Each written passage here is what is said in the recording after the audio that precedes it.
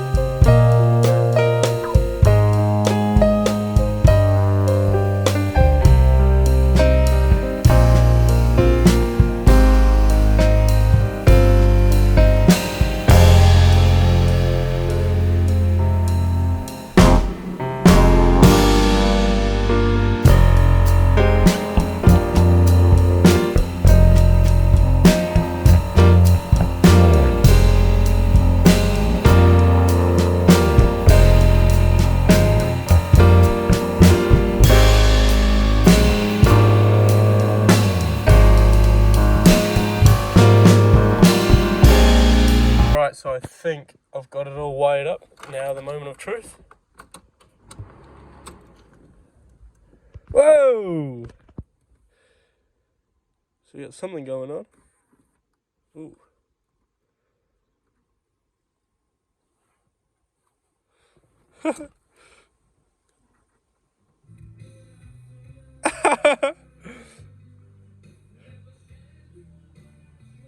It's got some Japanese bloody disc in it. That's so cool.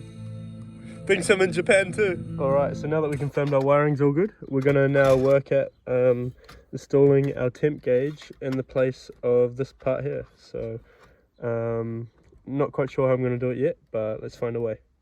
Alright, so we got the cigarette lighter out of there, and now we just need to clearance out this hole in order to make the gauge fit. And there it is, guys. I ended up using a jigsaw to kind of chop out the back part, and she fit up perfectly. So super excited to get this back in the car.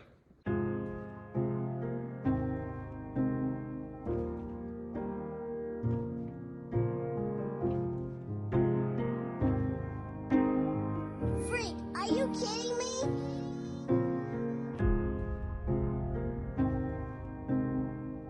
Alright, time for a little update. We have the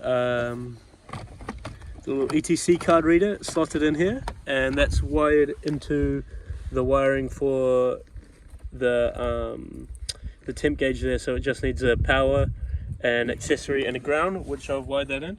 And then we've got all the radio wiring sorted. We just need to start buttoning it all up.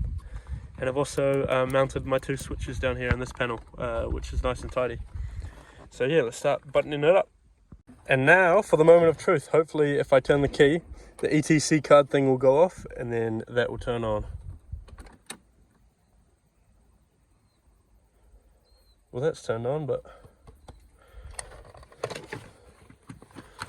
this thing doesn't seem to be working. Technical difficulties there. This thing wasn't making any noise, which it's supposed to, but then I found out that this wire, which I chopped short because I thought it was an antenna, it's actually a speaker wire, so I've got to get it rigged here to a speaker that I had laying around. Now let's see what happens when we turn the car on. Okay, so we then tied that speaker wire into the speaker on this side, so I just checked and that all works, so now I'll just button everything back up.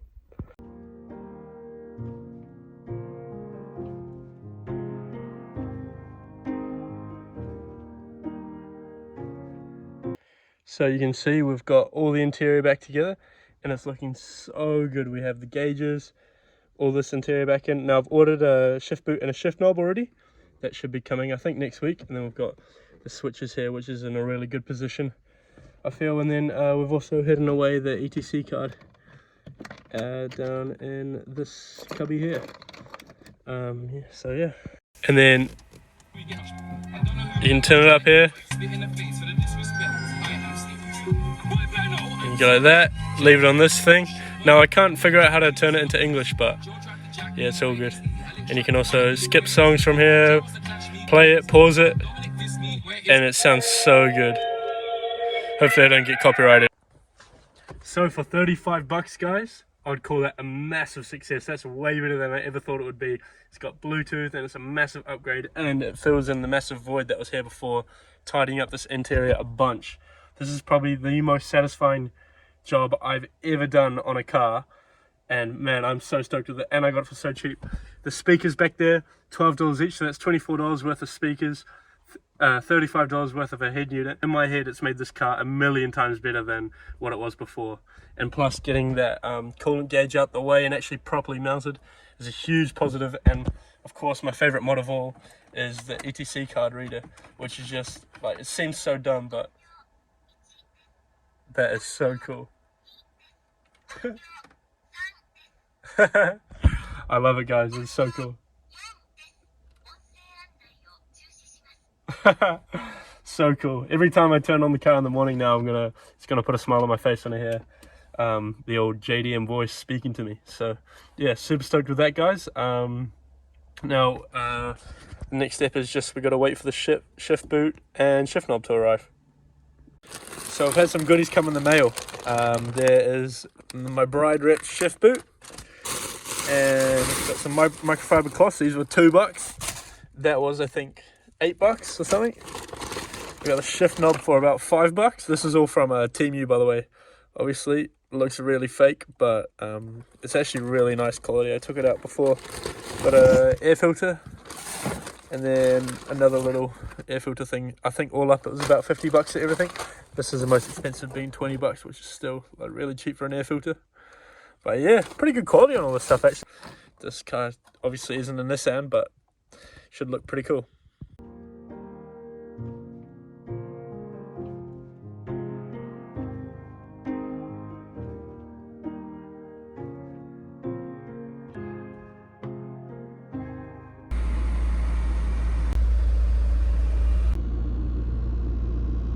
I cannot get over how far this interior has come in this video.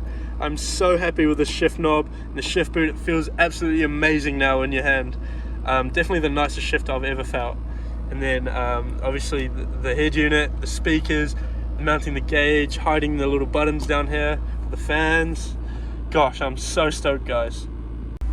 As far as modifying a car, I'd say interior modifications are definitely my favorite thing to do. They're cheap, they're quick, and they're easy to do, and they really take your car to the next level. Super stoked. Previous clip, I talked about something very exciting that I've been waiting on for a long time, and that has finally arrived. These are the new wheels for the MR2. So these right here are 17-inch SSR Type Cs. They're completely genuine. They're a Japanese wheel, and they are extremely light, much lighter than the stock ones on there at the moment, but as you can see, the condition of them is very rough. So firstly, we need to scuff off some of the old paint and even out all the imperfections. So I'm going to use 400 grit on all the surfaces, and then probably about a 240 grit on the rougher surfaces that need to be kind of sanded back.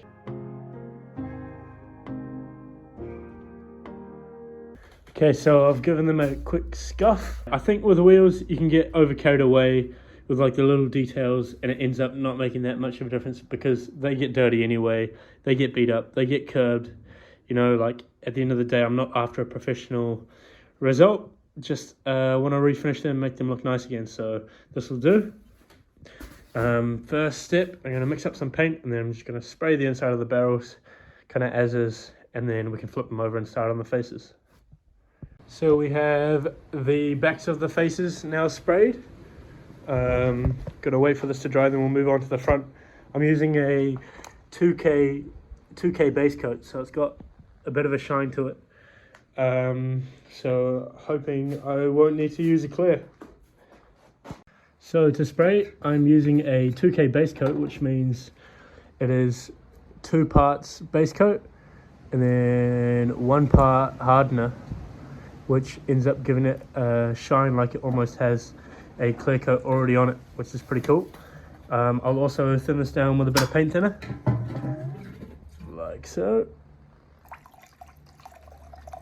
Okay, chuck it in the gun and spray now the fronts of the wheels.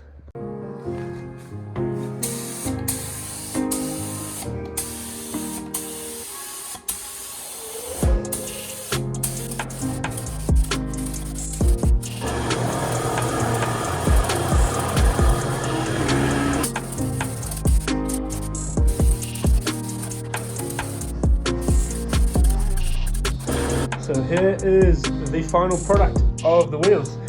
You see, super glossy, and this is without a clear coat. So this is just a couple layers of 2K base coat. Yeah, super happy with it. Obviously there's a few imperfections and stuff, just due to obviously not preparing it amazingly, but when it's on the car, even at this far away, you can't really tell. All they really need to do is look glossy and look white, and they do both of that. So these look a ton better than what they used to, and it was only a couple hours of work. So yeah, super happy. So we're just at the tyre shop now getting some wheels mounted. Managed to find these Bridgestone Potenzas, very nice tyres. So we went with a 205 45 15 all round, and I'm just getting the other two mocked up now. So who said an MR2 isn't practical? Got 4 17-inch wheels and tyres in the front seat of my MR2. How cool.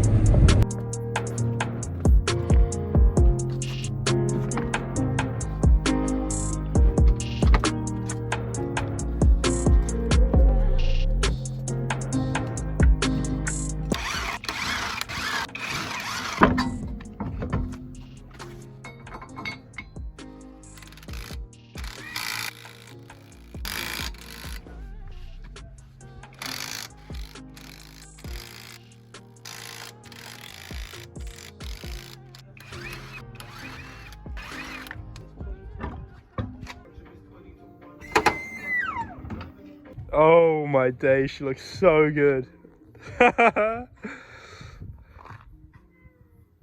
This will show you how much wheels does. Check out that side compared to this side. Ooh. Ooh.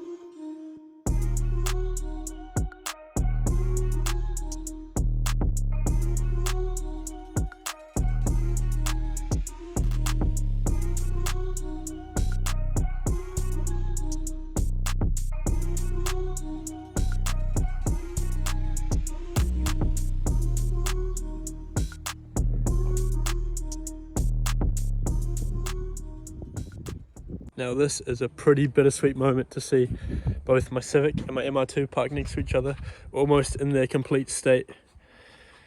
Oh man, this is so cool. Two of my dream cars right here, and I've built them from the ground up. Love it.